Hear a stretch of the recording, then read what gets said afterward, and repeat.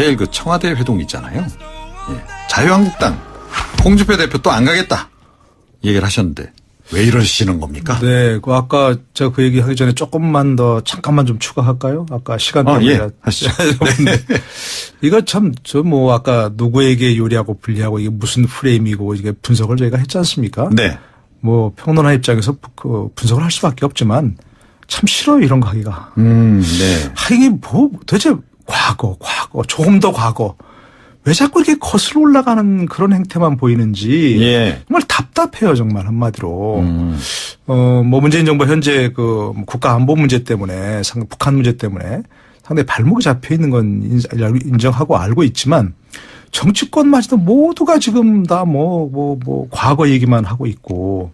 그러니까 지금 시중에 많은 분들이 그래요, 정말로. 제가 그 부분 좀 전해드리면 나라가 앞으로 나가는 모습이 보이질 않는다. 아, 네. 불안하다. 정말 이런 얘기하는 분 정말 많습니다. 어느 진영 떠나서. 그러니까 이런 문제를 얘기할 수밖에 없는 경우도 있겠지만 전 좀 그분들에게 싸움을 하는 건 언론들이 좀 관심 갖지 말고 네. 보도하지 않으면 제풀에 지칠 거야 아마. 미안한 얘기지만. 근데 하여튼 뭐 그래도 정리할 건 정리를 하고 넘어가야 되는 거죠. 그렇습니다. 예. 노동일 교수님께서 과거 얘기 가능하면 하고 싶지 않은 건 사실 누구나 다 마찬가지인데요. 그래서 그런지는 모르겠으나 어떤 분이 문자 메시지 보내셨어요. 노동일 교수님한테 너무 몸을 사리시는 거 아닙니까? 제가요? 네. 마초맨답게 자 강하게 말씀해 주시기 바랍니다. 아주 예리한 청취자분이십니다. 네. 자, 박 교수님. 네.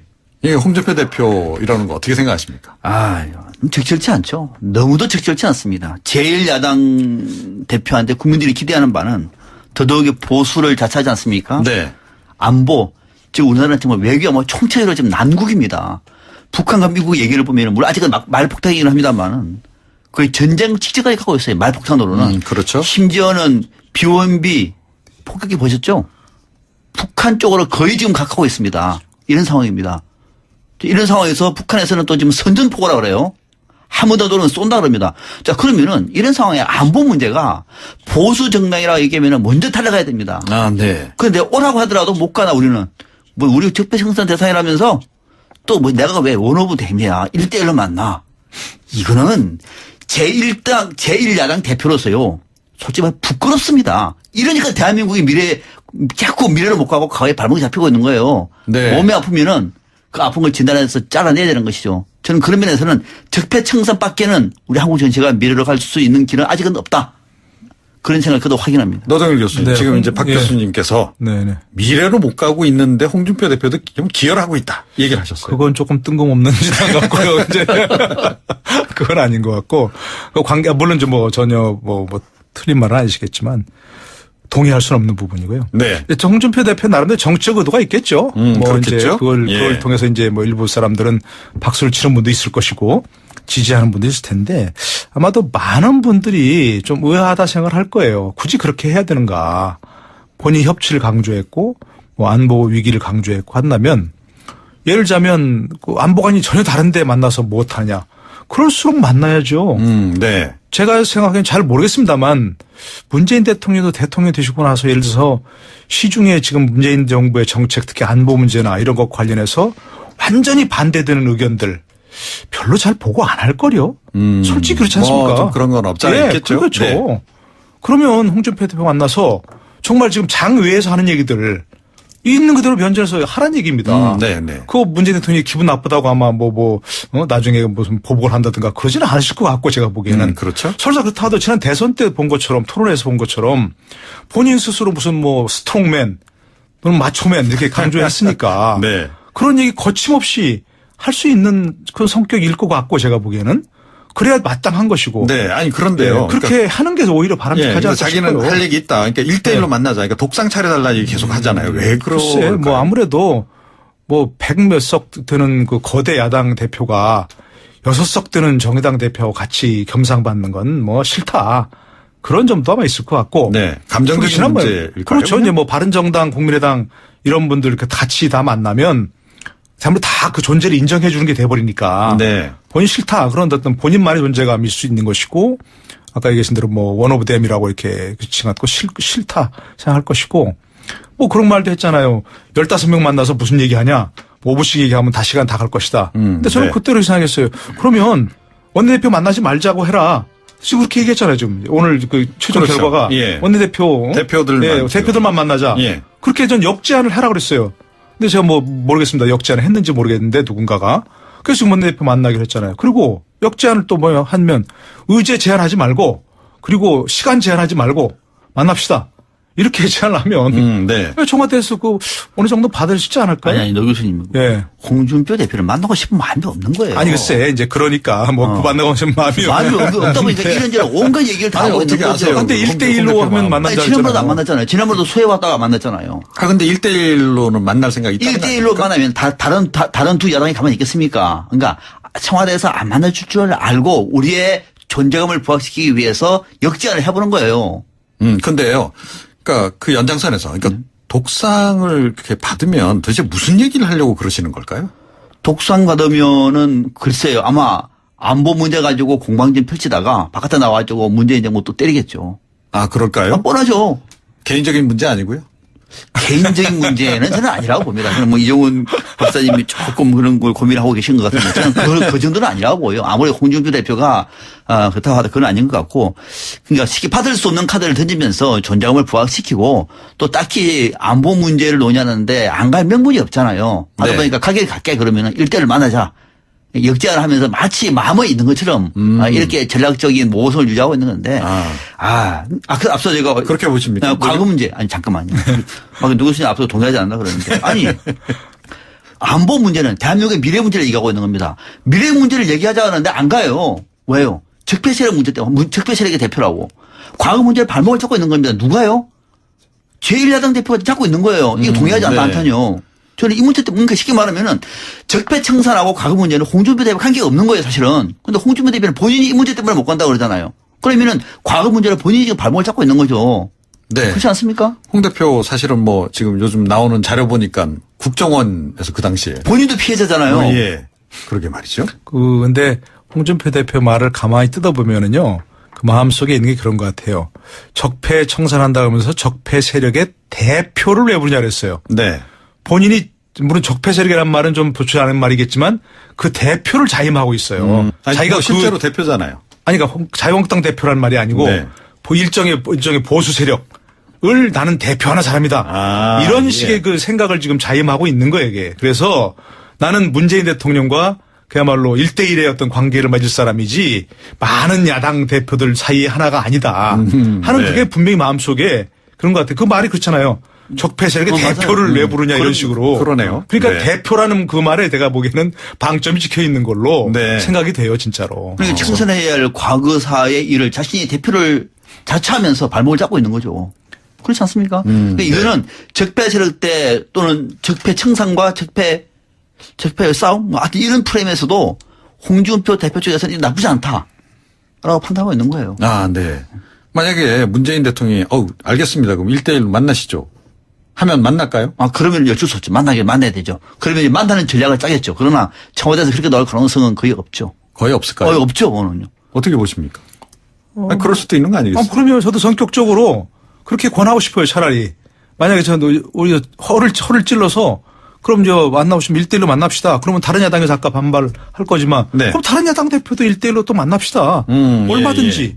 그렇게 하는 것도 오히려 또 정말 일종의 그야말로 공격이 최선의 방어고. 아니, 이거는 실은 그런 거 아닐까요? 이거는 그러니까 이건 제가 이거는 협상의 문제가 아니고요. 북한의 공세에 대해서 우리 정치권과 청와대가 한 목소리로서 머리를 맞댄다라는 측면을 미국에 또 북한에 또 우리 국민에게 보여주고 있는 겁니다. 굉장히 상징적인 정치예요. 추석 연휴를 앞두고. 네. 그리고 함께 모여서 토론한 자리가 아니란 말입니다. 1대1을 만나서 할 수 있는 토론, 협상의 자리가 아니에요. 그런 모습을 보여주면서 국민들로부터 안심하시라. 우리는 이렇게 적어도 안보 문제만큼은 여야가 없다라고 하는 사실을 보여주기 위한 장소이기 때문에 다 같이 모이는 것이지. 아니 그 문제에서 다 만나지 못하지 1대1로 만난다고요? 차라리 그럴 바에는 안 만나는 게 나은 거죠. 알겠습니다. 그러면 내일 역시 회동의 의제는 안보가 주가 되겠네요. 기본적으로 뭐 그런 거 아니겠습니까? 문재인 대통령이 유엔 방문 이제 성과, 네. 그리고 그동안에 이제 안보 상황 설명하겠다는 것이고요. 뭐 그에 대해서는 야당 대표들이 얘기를 들었겠죠. 그리고 이제 뭐 특히 바른정당의 조영 그 원내대표 지금 그런 같은 경우는 뭐 전술핵 배치도 얘기하겠다는 거 아니겠습니까? 저는 그런 점에서 그러니까 그 야당의 목소리도 충분히 예를 들어서 홍준표 대표가 만나서 뭐 전술핵, 핵무장 뭐 이런 얘기 하는 것도 저는 나쁘지 않다고 생각합니다. 예, 아까 얘기한 대로 문재인 대통령과 전혀 다른 인식이 있다면 그 얘기를 터놓고 얘기하고 문재인 대통령도 그에 대해서 어떤 뭐 일정한 부분 귀 기울일 부분이 있으면 귀 기울이고 네. 뭐 오해가 있는 걸 설명한다면 설명하고 그런 게 좋은 거죠. 그러니까 기본적으로 그런 것일 거고 뭐 요즘 또 뭐 나오는 게 무슨 여야정 국정 협의체인가요? 상설 그렇죠. 협의체인가? 예, 예. 뭐 그런 얘기도 나오겠죠. 그리고 이제 뭐 이번에 또 그 김명수 대법원장 그 후보자 인준에 있어서 협조해준 뭐 그런 데 사의도 표하고 앞으로 이제 인사 문제에 대한 네. 뭐 그동안에 어떤 야당들이 비판했던 문제도 허심탄회하게 얘기할 수 있는 얘기하겠죠. 앞으로의 협조도 뭐 또 뭐 국정 협조도 당부하겠고. 네. 자, 주요 의제는 안보가 될 수밖에 없겠죠. 자, 그러면 이제 이 박 교수님 이제 주 전공 분야 예 안철수 대표 그러니까 안철수 대표는 내일 가셔서 무슨 말씀을 하실까요? 제가 거기까지는 그 안철수 대표하고 아니, 소통이 안 돼서 추정컨대 두 가지 문제라고 봅니다. 네. 지금의 안보 문제에 대한 위중함을 다시 확인하면서 문재인 정부한테 대화는 좋지만은 상당히 엄중하게 지금 상황을 봐야 된다라고 하는 입장을 분명히 전달할 것 같아요. 네. 대화 기조로 끌고 가는 것은 지금 아니다. 국제사회와 함께 대북 제재 쪽에 방침을 찍을 타이밍이다라고 하는 점 하나. 두 번째는 최근에 외교 안보와 관련해서 청와대의 라인과 정부의 라인이 너무 혼선을 빚고 있다. 이런 어떤 그 안보 외교 라인 가지고는 앞으로 더 큰 위기가 됐더니 이번에 책임질 사람 책임지게 하는 것이 옳다. 두 가지 정도의 메시지를 아마 안철수 대표가 던질 것으로 예상을 합니다. 외교 안보 라인의 교체. 예. 뭐 인사 문제는 얘기 안 할까요? 인사 라인도 또 논란이잖아요. 인사 문제도 얘기하겠죠. 인사 문제도 뭐 얘기를 하겠습니다만 그러나 방점은 인사 문제보다 워낙 지금 외교 안보 라인이 워낙 크기 때문에 네. 외교 안보 라인과 함께 청와대의 민정 관련된 인사 문제도 좀 손을 보는 것이 맞겠다 정도는 얘기를 할 것 같습니다. 네. 그런데 정작 언론이 이제 관심 갖는 것은 안철수 대표가 과연 문재인 대통령을 만났을 때 어떤 표정을 지을까? 그러니까 지난 대선 이후에 사실 공식적으로는 처음 노동희 교수 전공입니다. 그래서 어떤 표정을 지을까? 이게 이제 왜냐하면 최근에 그러니까 사실은 더불어민주당하고 국민의당 서로 뭐 소송 취하도 다 하고 네. 분위기가 좋잖아요. 좀 분위기 좋죠. 여러 가지 뭐 딜도 했다는 것이고. 네. 네. 그래서 과연 표정이 어떤 표정일까가 굉장히 궁금하다는 거죠. 네. 어떻게 보십니까? 글쎄요. 뭐 스마일? 뭐 그 안철수 대표 요즘엔 분위기 표정 괜찮더라고요. 아니, 예. 네, 표정 상당히 뭐 어떤 김명수 대법원장 후보. 근데 사실은 또 너무 좋아해도 안 되잖아요. 이게. 물론이죠. 이거 이제 김희수 그 헌재소장 후보자하고 네. 김명수 대법원장 후보자 그 인준 과정에서 상당히 국민의당 힘이 좀 과시된 거 아니겠습니까? 그렇죠. 그리고 안철수 대표도 본인이 스스로 얘기한 것처럼 뭐 캐스팅 보트 줬다는 걸 얘기하고 있고 그렇기 때문에 특히 이제 지난번에 왜 뭐 강경화 장관 비롯해서 뭐 외교 4강 대사 라인 다 교체해라 예. 강하게 했지 않습니까? 예. 그러니까 상당히 자신감 있는 표정으로 나올 것 같아요. 자신감 있는 표정으로 어떻게 지금 요즘에 많이 달라졌어요. 이렇게 하잖아요. 네. 안철수 대표가 달라졌다고. 그렇죠. 네. 정치인이 많이 돼갔다고. 그러니까 뭐 상당히 자신감 있는 표정 뭐 그런 것이 뭐 예상되지 않을까요? 실제로 저는 요즘에 예. 백악관과 북한에서 나오는 이른바 말폭탄 그 와중에 전장터는 결국은 남북한이 될 텐데 네. 우리 외교관은 지금 뭘 하는지 진짜 좀 궁금해요. 아니 뭐 존재감이 없어요. 존재감이. 열심히 뛰고는 있겠죠. 열심히 뛴다고 공부 열심히 한다고 잘하는 거 아닙니다. 지금 상황에는 우리가 뭔가 지금 우리 국민의 안전을 담보로 해서 미국은 비원비 폭격기를 출격시키고 북한에서는 지금 선전포고라고 얘기해요. 한 번 더 올리면 쏜다는 얘기를 하면서 사실 트럼프와 김정은 둘 다 예측할 수 없는 인물인데 이럴수록 우리의 외교 라인이 굉장히 중요한데 뭘 하고 있는지 좀 궁금할 정도예요. 네. 그래도 안보 라인도 앞으로 우리의 안보 정책이 어떻게 가야 되는 것인가에 대해서 국민들은 지금도 불안해합니다. 뭐 지금 쏘는 그 미사일도 불발이 된다는 둥 또 갖고 있는 여러 가지 그 방위 산업과 관련해서도 여전히 지금 문제가 많은 것이 계속 지금 나오고 있는 상황이고 네. 또 앞으로 미국이 요구할 수 있는 이 방위비 분담과 관련해서 좀 얘기가 어떻게 되고 있는 것인지 또 송영무 국방장관과 청와대 얘기가 또 좀 다르고 말이죠. 뭐 전술에 이런 것과 관련해서 이게 국민들 불안한데 이런 상황으로 계속 가는 것이 정말 맞는 것인가는 저는 청와대도 한 번쯤은 따져볼 필요가 있을 것 같아요. 이런 상황에 안보 문제가 보수 정당이라고 얘기하면 먼저 탈락해야 됩니다. 아, 네. 그런데 오라고 하더라도 못 가나 우리는. 뭐 우리 적폐청산 대상이라면서 또 뭐 내가 왜 원오브 대미야 1대1로 만나. 이거는 제1당 제1야당 대표로서요.